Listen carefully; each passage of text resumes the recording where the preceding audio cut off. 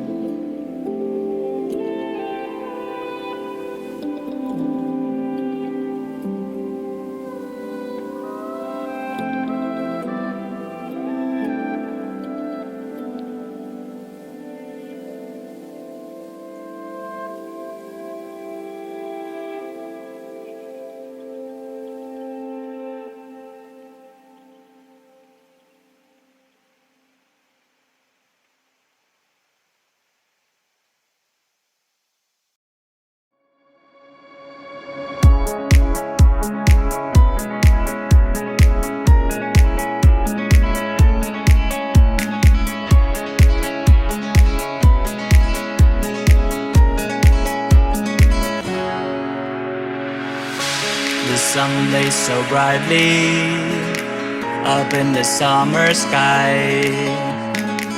I shouted at the mountains, watch me shine and fly. But then cracked the thunder, and the heavens cried, our world torn asunder. Her heart said goodbye. Now I'm standing in our ashes, feeling the sunshine once again. I move to the horizon, feeling the sunshine once again. Feeling the sunshine once again. Feeling the sunshine once again.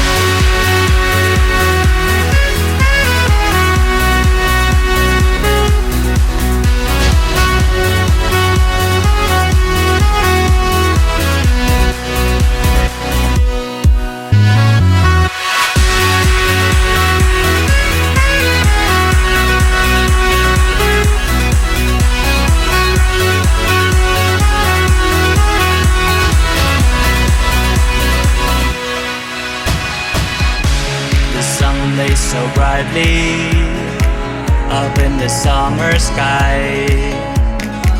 I shouted at the mountains, watch me shine and fly. But then cracked the thunder, and the heavens cried, our world torn asunder. Her heart said goodbye. Now I'm standing in our ashes, feeling the sunshine once again. I move to the horizon, feeling the sunshine once again. Feeling the sunshine once again. Feeling the sunshine once again.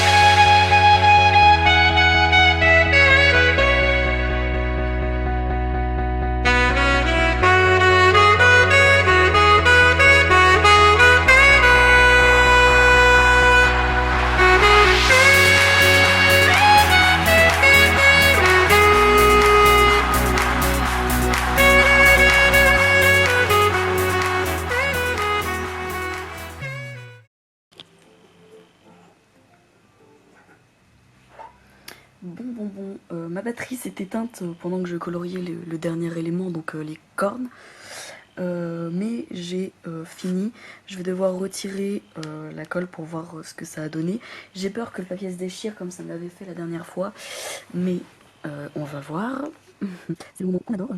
Ah, ça se partage. Parfait. En vrai, ça peut être très bien, mais le papier est tellement pourri que forcément, il fallait que ça fasse ça. Bon, écoutez, je pense que c'est toi.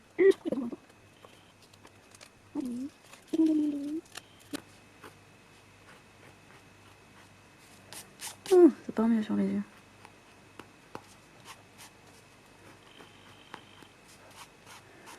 Peut-être parce qu'il y a eu moins d'eau en dessous.